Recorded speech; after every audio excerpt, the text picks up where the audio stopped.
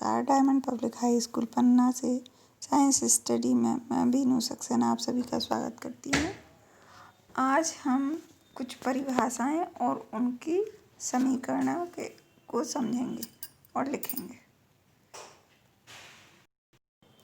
बच्चों, इसमें पहली अभिक्रिया है वियोजन अभिक्रिया।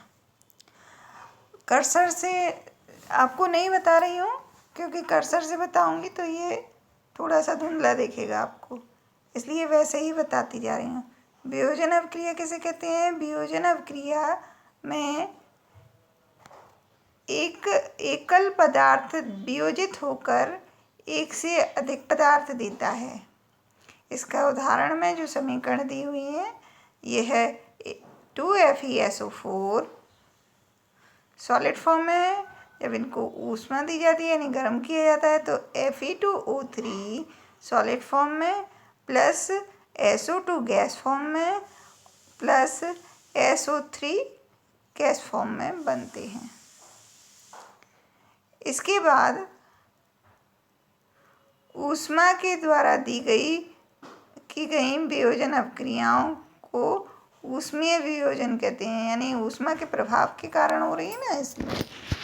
तो दूसरी समीकरण है CaCO3 ऊष्मा CaO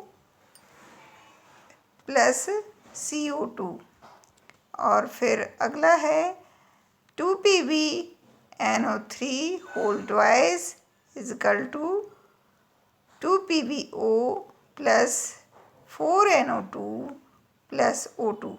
तो यहाँ पे आप ध्यान से देखिए, प्रत्येक समीकरण में लेफ्ट साइड एक ही पदार्थ है और जबकि राइट साइड 2-3 पदार्थ बन गए हैं।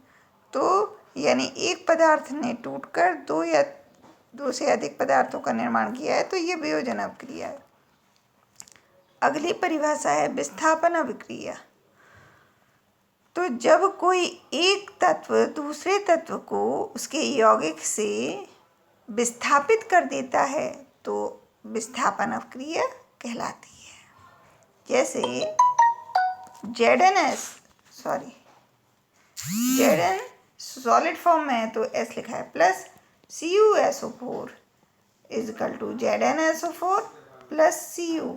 तो यहाँ जिंक ने कॉपर सल्फेट के विलयन से कॉपर को अलग कर दिया यानी विस्थापित कर दिया, तो ये विस्थापन अभिक्रिया का उदाहरण है। अगला है द्विविस्थापन अभिक्रियाएं।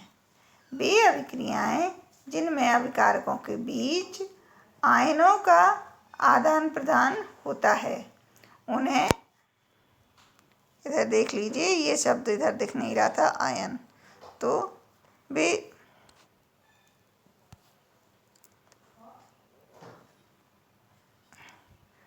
अभिक्रियाएं जिनमें अभिकारकों के बीच आयनों का आदान प्रदान होता है उन्हें द्विविस्थापन अभिक्रिया कहते हैं। जैसे Na2SO4 plus BaCl2 is equal to BaSO4 plus NaCl2NaCl।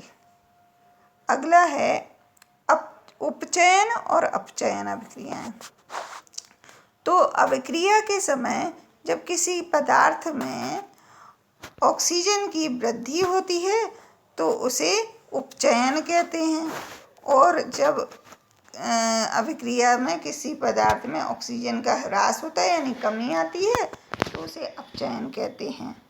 तो पहला उदाहरण ये दिया हुआ है Cu2Cu plus O2 is equal to 2CO, ये उपचयन का उदाहरण है।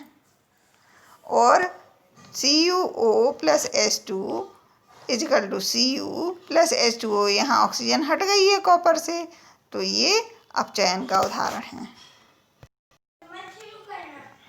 हो गया। तो अगला है रेडॉक्स अभिक्रियाएं। ये रेडॉक्स अभिक्रियाएं किसे कहते हैं? किसी अभिक्रिया में एक अभिकारक उपचयित और दूसरा अभिकारक अपचयित होता है तो इन अभिक्रियाओं को उपचयन अपचयन अभिक्रिया अथवा रेडॉक्स अभिक्रियाएं कहते हैं। अब इसका उदाहरण देखते हैं। तो तो बच्चों इधर देखिए, ये CuO plus H2 is equal to Cu plus H2। तो इधर देखिए, इधर हाइड्रोजन में उपचयन की अभिक्रिया हो रही है क्योंकि इधर जल बन गया, H2O बन गया, और CuO में उपचयन अभिक्रिया हो रही है क्योंकि CuO से O ऑक्सीजन हटकर ये Cu रह गया। तो ये कैसी अभिक्रिया है? रेडॉक्स अभिक्रिया। इसी तरह से ZnO plus C is equal to Zn plus CO।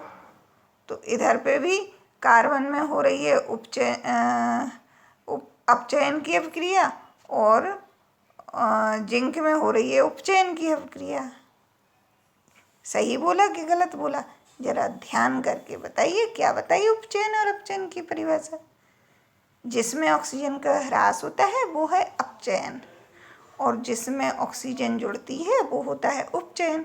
मैंने जानबूझ के उल्टा बोला था, तब मैं आपके मन में ये आए कि नहीं मैम ने गलत बोला, और आप कमेंट्स करते। तो ऐसे ही MnO2 plus 4HCl equal to MnCl2 plus 2H2O plus Cl2।